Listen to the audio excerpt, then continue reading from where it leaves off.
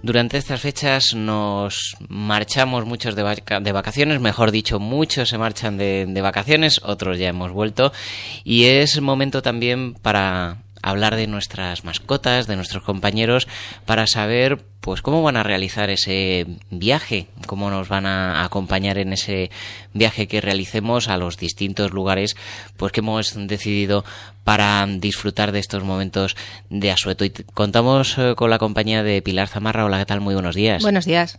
Comentábamos momento de viaje y momento en el que todos tenemos que viajar y hacerlo de la manera más adecuada. Si para los humanos nos supone a veces un estrés el preparar un viaje y emprenderlo, para nuestras mascotas también, ¿no? Evidentemente ellos no saben qué pasa. El animal en general, salvo que esté muy acostumbrado desde pequeño a salir de casa, a montar en el coche o a meterse en el transportín para cosas distintas a ir al veterinario, que les resulta desagradable, hay animales que están acostumbrados a entrar en un transportín pues para ir a casa de otro familiar y no lo relacionan con algo negativo. Pero en general para ellos es estresante porque les sacas de su territorio, de su rutina, de su entorno habitual y no entienden que luego vas a volver a casa, no entienden que vas a pasártelo bien, ellos no lo comprenden, ¿sabes? Y para ellos, claro, supone un estrés también el tema del viaje, los ruidos desconocidos, olores desconocidos que hay durante el trayecto, el calor excesivo al que a veces se ven sometidos en el trayecto, o todo lo contrario, o aires acondicionados muy fuertes. Entonces, todo eso a ellos les puede desequilibrar, sí. Yo pienso en el tema del transporte de los animales y lo que me parece un tema que les pueda suponer pues una angustia especial es el tema del espacio, porque lógicamente no pueden estar como en casa o como en la calle, sino que se les constriñe a un espacio reducido en muchos casos. ¿Y cómo tiene que ser ese transporte? Pues mira, en automóvil pues ocurre como cuando viajamos con niños, que sabes que hay una normativa para las sillitas que tienen que llevar, cómo tienen que ir con el cinturón de seguridad, pues los animales tienen que ir también cumpliendo unas medidas. Lo más habitual es que vayan dentro de un transportín en el maletero, o el maletero vaya separado del resto de lo que es el automóvil, ¿no? Con unas redes homologadas, etcétera. El hecho de que vayan a un espacio reducido en ocasiones es mejor para ellos, por ejemplo en el caso de los gatos, porque ellos se ven más seguros en un sitio oscuro, tranquilo, donde todo ese ruido ellos lo puedan dejar un poco ajenos a lo que es el lugar donde ellos están. Pero, por ejemplo, cuando nos vamos en un transporte público, ahí ya la cosa cambia mucho, porque en un coche al fin y al cabo él te está oyendo a ti y sabe que está con la familia, pero en un transporte público muchas veces no se les permite, la mayoría de las veces, porque en esto, una vez más, por desgracia, España suspende la asignatura. Entonces, tú te vas a cualquier otro país europeo y de la misma manera que puedes entrar con el animal en muchos locales públicos, en muchos transportes públicos, sin necesidad de que sea el perro de un invidente, que están autorizados, pues aquí en España incluso hasta para encontrar alojamiento, o sea, yo he llegado a saber de casas rurales que no admiten animales, y esto es una cosa que nos resulta extraña. Uno piensa que con el animal puede ir a un camping o a una casa rural sin problemas, y no es así. Hay una red de hoteles que se va ampliando, que te admiten animales, pero luego a lo mejor llegas al hotel y te dicen que el animal tiene que estar aparte de ti, no en tu habitación, sino en una zona que tienen para ellos. Entonces, estas cosas nos resultan un poco, hay que informarse muy bien primero. Y sobre todo a la hora de viajar en un transporte público hay que informarse muy bien con la compañía, porque si es un autobús nos vamos a encontrar con que a lo mejor el animal tiene que ir abajo, donde van las maletas. Eso pues es bastante desagradable. Sobre todo depende de la especie del animal y del tamaño del animal, evidentemente. Si es un perro pequeño, un gato pequeño, con un poco de suerte nos dejan llevarlo con nosotros. Pero todo depende de la normativa que tengan, considerando también, imagínate que tú viajas en Renfe y tú dices, en Renfe hasta X kilos me dejan ir con el animal en el vagón. Y qué mala suerte que, claro, se supone que no tienen que molestar a ningún pasajero. Tu animal va medio sedado, va tranquilito, no pasa nada. Pero qué casualidad, hay un pasajero alérgico a perro gato. Y te dicen que el animal no puede estar ahí, que tiene que ir donde van las maletas. Entonces hay que informarse muy bien y sobre todo a la hora de viajar en avión.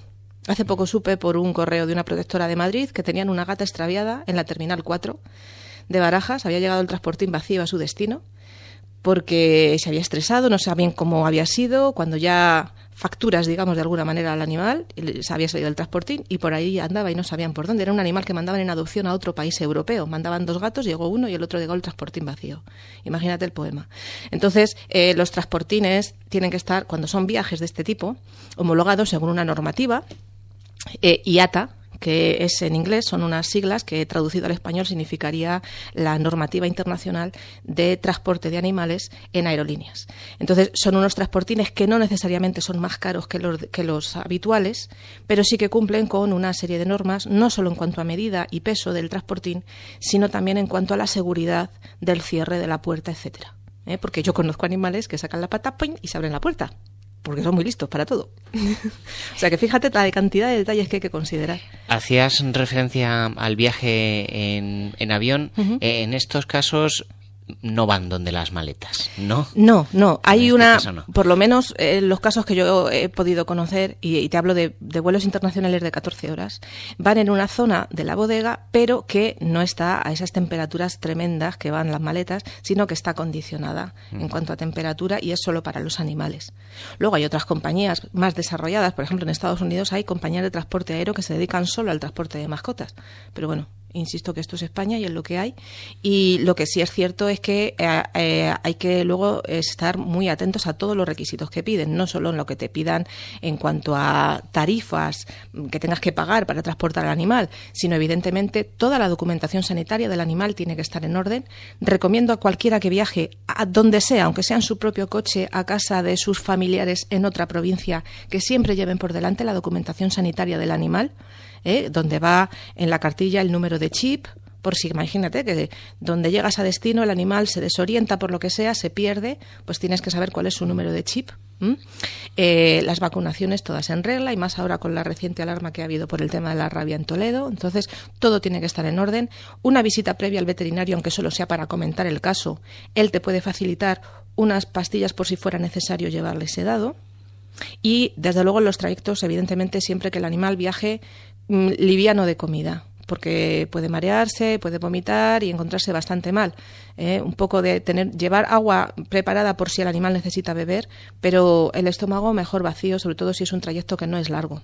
Me llamaba la atención que comentábamos antes de entrar en la antena el tema de la preparación de los transportines, sí. Que me llamaba la atención porque hay cosas que me han resultado sorprendentes para que sean pues más agradables y no sean tan extrañas para la mascota el entrar en ellas y realizar el viaje en ellas. Sí, mira, hay unas sustancias que están comercializadas tanto para perros como para gatos, que son las feromonas sintéticas, que es un olor que nosotros no notamos y a ellos les da la información de esto es un lugar seguro, es un lugar tranquilo, es mi territorio. Entonces esto lo venden, en las clínicas veterinarias te lo proporcionan. En el caso de perros, si no tengo mala la información, es incluso en collares. Igual que te pones el collar antiparasitario al animal, pues esto. Y en el caso de gatos es Feliway, que es un spray.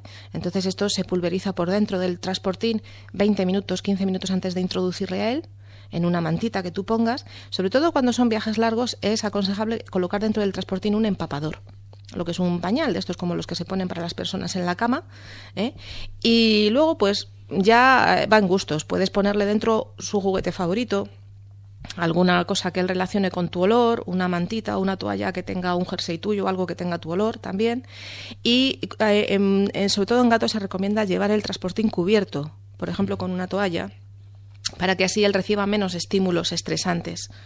Quiero decir, no porque lleve cubierto con una toalla el animal se va a asfixiar. Hay rejillas de ventilación, también depende del calor que haga, de dónde le vayas a llevar. Mucho cuidado con los perros en los coches, bueno, y con los gatos, pero es muy frecuente que la gente pues pare a lo mejor en carretera a tomar algo y deje el animal en el coche, y tú sabes que a veces te montas en el coche que lo has dejado en un parking y al arrancar te dice que la temperatura interior del coche es casi de 50 grados. Efectivamente, el coche por dentro se puede poner a mucho más de 40. Mucho cuidado con los golpes de calor dentro de los coches para los animales cuando viajamos, eso es muy importante. Hacías referencia al tema de que no fueran comidos, por evitar los mareos. Yo no sé si hay sustancias igual que hay para las personas para evitar ese mareo, si hay también para nuestras mascotas. Sí, hay sustancias naturales. Sobre todo yo siempre hablo de lo mismo que son las flores de Bach. Las flores de Bach, el Rescue Remedy, si tú lo administras días antes del viaje, como cuando sabes que en Navidad va a haber petardos o para las fiestas. Empiezas unos días antes a ponerle sal gotitas en el agua, que es muy sencillo, el animal se lo bebe porque no le cambia el sabor del agua, con lo cual favoreces que tenga ya un estado de relajación. Cuando llegue el momento, se va a estresar un poco menos de lo habitual y durante el viaje va a ir mejor. Y ese remedio de rescate se puede combinar con otra flor que se llama el escleranto, que es específica para evitar los mareos cinéticos que llamamos, que son los mareos que se producen cuando uno va viajando. Esto vale también, por supuesto, para personas y para los niños, es muy importante, porque es algo que no tiene efectos secundarios, es compatible, incluso aunque tuvieran que ir sedados, es compatible con cualquier otra medicación. Y, de hecho, esto no es una medicación, quiero decir, es compatible con otras terapias. Y si no puede beber mucho, pues esas gotas se le pueden dar incluso de manera tópica, frotándoselas a las almohadillas de las patas, en la comisura de los labios, en el pabellón de las orejas. Se le puede administrar con las manos mediante caricias. Y luego también se le daría el rescue remedio, el remedio de urgencia, unos días más después de haber llegado a destino para favorecer su adaptación al sitio nuevo. Y lo mismo en el viaje de vuelta. Y la verdad es que eso les ayuda muchísimo. Las flores de Bach a la hora de los viajes ayudan. Hay 38, sabemos, en el botiquín esencial, y muchas de ellas están preparadas, favorecen que el animal se adapte al entorno, porque para ellos esto es como una mudanza, pero que va a durar poco tiempo. Entonces les cambia todo, les cambian las rutinas, como comentaba, los olores habituales. Si el que te separas del animal eres tú, él se queda en casa, dices, bueno, como se queda en casa, en su territorio, no pasa nada, pero él te puede añorar, te puede echar de menos, y también se le pueden dejar flores en su agua el tiempo que tú vas a estar de vacaciones, quien se encargue de cambiarle el agua. Ese agua puede estar preparada en una garrafa, sencillamente tú ya la dejas preparada y cada vez que le rellenen el agua ya lleva flores de Bach, para que el animal en casa pues no te añore tanto, no te eche tanto de menos. Si entra en depresión sería mostaza, depende, hay muchas. Y hay un caso especial que sí quería comentar, el caso de los animales que tú has adoptado, que previamente han sufrido una situación de abandono. Imagínate que tú tienes un animal adoptado, no le tienes mucho tiempo, le tienes un año o así, y vas y le dejas en una residencia de vacaciones. El animal no sabe si le estás dejando allí en una residencia o te le estás quitando de en medio. Y puede sufrir un estado de ansiedad. Entonces eso se trataría con flores de Bach también para prevenir. Importante que el tema, si optamos por flores de Bach, comentas que no tiene ningún tipo de efecto secundario, pero si vamos a realizar cualquier tipo de sedación o utilizar otro tipo de medicamentos y demás, todo prescrito lógicamente por el veterinario. No podemos echar cuentas de medicación de personas echando cálculos de peso, porque es una medicación distinta la que requieren nuestras mascotas a la que podemos tomar nosotros. Es distinta porque ahí sí estamos hablando de una medicación que tiene muchos efectos secundarios. Eso tiene que manejarlo un profesional. De hecho, los preparados que hay específicos para que viajen los animales son de uso veterinario, te los venden en las mismas clínicas veterinarias. Tú ya le dices tu animal, te dicen, porque podemos calcular por peso y nos podemos equivocar también. Hay animales muy sensibles a esa medicación que con poquito caen, y hay animales que no hay manera. Y se les administra una dosis más alta y cuando se duermen y no hay quien los despierte es cuando ya has llegado al destino. Que a veces ocurre eso, porque es como las personas. Pueden ser más sensibles o menos sensibles, pero estamos hablando de algo muy serio que es un medicamento y siempre bajo prescripción del veterinario, siempre. Pilar, muchísimas gracias por acompañarnos hoy. Nos hemos acercado a esas recomendaciones para el viaje y tendremos oportunidad en otra ocasión de hablar de los que no pueden viajar con nosotros, los que se tienen que quedar porque no tenemos posibilidad de llevarlos, y también nos gustaría ahondar en los lugares donde se quedan y los lugares donde pueden ir. Pilar, muchísimas gracias por acompañarnos una semana más. Muchas gracias. Solo una cosita. Hablábamos de que es muy importante que el veterinario nos asesore, especialmente si el animal es un cachorro o si el animal tiene una edad muy avanzada o si padece algún tipo de enfermedad crónica y tú te tienes que llevar cierta medicación habitual que él tome contigo. Del mismo modo que te informarías, sería aconsejable que la gente se informe de, en el lugar de destino, qué clínicas veterinarias hay a las que pueda acudir en caso de que el animal sufra un empeoramiento o tenga cualquier percance. Eso también es algo a tener en cuenta. Lo tenemos en cuenta. El viaje es estresante para los humanos, también para nuestros compañeros, y estas recomendaciones sin duda van a ayudar a muchos de nuestros oyentes. Pilar, muchísimas gracias. A vosotros.